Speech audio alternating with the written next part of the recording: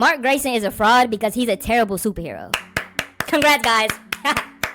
Round of applause. You finally are starting to understand Mark's character. When are people going to start realizing that the whole point of Mark's character is that he is not a good superhero? This man's whole world was being destroyed and he decided to stay inside with his girl. Do you really think the story was trying to tell you that he is a great superhero? Mark is a realistic depiction of how the average human would act if they had superpowers. He doesn't always make the correct decisions. We see him struggling with his ideologies and morality, and how he reacts and deals with others who are trying to do the same thing he's trying to do, but they have a different way of doing things. All of this is building up to the decisions he decides to make later in the story. But Mark is consistently battling with himself, trying to decide what kind of hero he's going to be, or even if he wants to be a hero in the first place. Reason why you probably hate Invincible is because you're probably looking at him through a lens in the same way you would look at a Spider-Man, or a Superman, or even a Deku. You just can't do that, bro. That is not what his character journey is about. I'm definitely not gonna sit here and say that those other heroes didn't go through anything, but Mark goes through things that those other heroes never even experienced.